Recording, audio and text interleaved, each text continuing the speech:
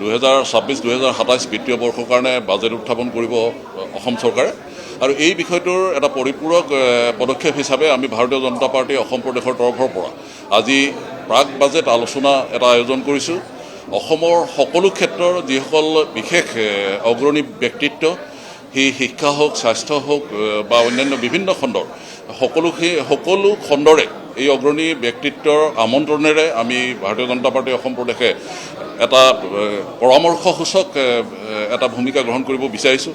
আপোনালোকে জানে যে বিগত সময়ছোৱাত ভাৰতীয় জনতা পাৰ্টীৰ নেতৃত্বাধীন যি মিত্ৰজোঁটৰ চৰকাৰ, এই চৰকাৰে ৰাজ্যখনৰ সামূহিক উন্নয়ন আৰু ৰাজ্যবাসীৰ সমূহীয়া উত্তৰণৰ কাৰণে বিভিন্ন পদক্ষেপ গ্ৰহণ কৰি আহিছে আৰু এই পদক্ষেপসমূহৰ ক্ষেত্ৰত ৰাজ্যৰ যি বাজেট, এই বাজেটে এটা অন্যতম গুৰুত্বপূৰ্ণ ভূমিকা গ্ৰহণ কৰি আহিছে। এটা পথ নিৰ্দেশনা এই বাজেটৰ পৰাই নিৰ্ধাৰণ হয়, যাৰ জৰিয়তে পৰৱৰ্তী পৰ্যায়ত কল্যাণকামী পদক্ষেপসমূহ চৰকাৰে ৰূপায়ণ কৰে।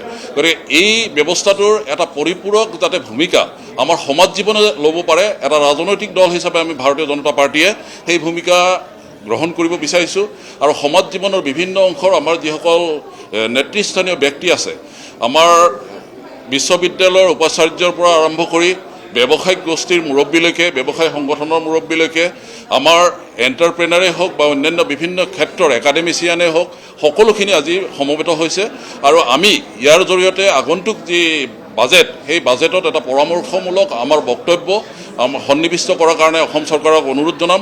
আৰু আপোনালোকে জানে যে ইতিমধ্যে অসম চৰকাৰৰ বিত্তমন্ত্ৰী হওক বা বিত্ত বিভাগৰ বিষয়াসকলেও এই গোটেই প্ৰক্ৰিয়াটোত অংশ লৈছে। গতিকে আমি বিবেচনা কৰোঁ যে আগন্তুক সময়ছোৱাত এই প্ৰক্ৰিয়াটোৰ জৰিয়তে আমাৰ সমাজ জীৱনৰ বিভিন্ন অংশৰ যি মতামত, এই মতামত আগন্তুক বাজেটৰ জৰিয়তে প্ৰতিফলিত কৰিবলৈ চৰকাৰ সক্ষম হ'ব। পৰৱৰ্তী বিষয়সমূহ আমি ৰাখিবলৈ আমাৰ ভাৰতীয় জনতা পাৰ্টি অসম প্ৰদেশৰ মুখ্য মুখপাত্ৰ কিশোৰ উপাধ্যায়ক অনুৰোধ জনাইছোঁ। বন্ধুসকল, গোটেইখিনি কথা আমাৰ মাননীয় উপসভাপতি ডাঙৰীয়াই ক'লেই যে আগন্তুক দিনত 10 লাখ কোটি টকাৰ অসমৰ GSDP বঢ়াবৰ কাৰণে চৰকাৰে বিভিন্ন ধৰণৰ কাম কাজ কৰিছে। 2015-16 চনত আমাৰ চৰকাৰখন যেতিয়া আহিছিল, তেতিয়া অসমৰ GSDP আছিল 2,27,000 কোটি টকাৰ। তাৰমানে 1947 পৰা 2016লৈ প্ৰায় 70 বছৰত 2 লাখ কোটি টকাৰ GSDPৰ টোটেল অসমৰ GSDP 2 লাখ কোটি টকা। আৰু আজি আপোনালোকে দেখিছে যে অসমৰ GSDP 7,40,000 কোটি টকা হ'ব। চৰকাৰে 10 লাখ কোটি টকাৰ কৰিবৰ কাৰণে চেষ্টা কৰি আছে।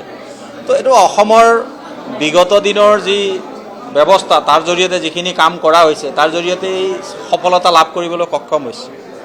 অকল সেইটোৱেই নহয়, যদি আপোনালোকে ফিস্কেল মেনেজমেণ্ট যদি চাই, আপোনালোকে ৰিজাৰ্ভ বেংকে অসমক শ্ৰেষ্ঠ ফিস্কেল মেনেজ ষ্টেট বুলি ডিক্লেয়াৰ কৰিছে। বহু সময়ত মানুহে কয় যে লোন লৈছে, অমুক লৈছে, তমুক লৈছে বুলি কয়। যিটো এইটো FRBM এক্ট আছে, FRBM এক্টৰ মেণ্ডেট মতে টোটেল GSDPৰ 32% লোন ল'ব লাগে, পাৰি, মেণ্ডেটেড। ৰিজাৰ্ভ বেংকৰ মেণ্ডেটেড 32%। আজিও আমাৰ চৰকাৰে মাত্ৰ 25%হে, আৰু বহুত গেপ আছে। তো সেইকাৰণে আমাৰ চৰকাৰখন শ্ৰেষ্ঠ ফিস্কেল মেনেজ চৰকাৰ, আৰু এইখন চৰকাৰে বিগত দিনত দুখীয়া মানুহৰ পৰা আৰম্ভ কৰি ইণ্ডাষ্ট্ৰীলৈ এই গোটেই বিষয়বোৰ সামৰিছে। গতিকে আমি ভাৰতীয় জনতা পাৰ্টি অসম প্ৰদেশে আগন্তুক দিনত সাধাৰণ কৃষকৰ পৰা আৰম্ভ কৰি ইণ্ডাষ্ট্ৰিয়েলিষ্টলৈ সকলো ছেগমেণ্টৰ মানুহৰ সুবিধা হোৱাকৈ যাতে বাজেট হয়, তাৰ বাবে এই ব্যৱস্থা কৰা হৈছে। আৰু আমি আশা কৰিম মাননীয় মুখ্যমন্ত্ৰী ডক্টৰ হিমন্ত বিশ্ব শৰ্মা ডাঙৰীয়াৰ নেতৃত্বত আমি অতি সোনকালে 10 লাখ কোটি টকাৰ অসমৰ GSDP কৰিবলৈ সক্ষম হ'ম। গতিকে তাৰ কাৰণে ভাৰতীয় জনতা পাৰ্টি অসম প্ৰদেশে চৰকাৰক এই যি আমি ছাপোৰ্ট দিব লাগে, সেই ছাপোৰ্ট কৰাৰ ব্যৱস্থাটো কৰা হৈছে। ধন্যবাদ।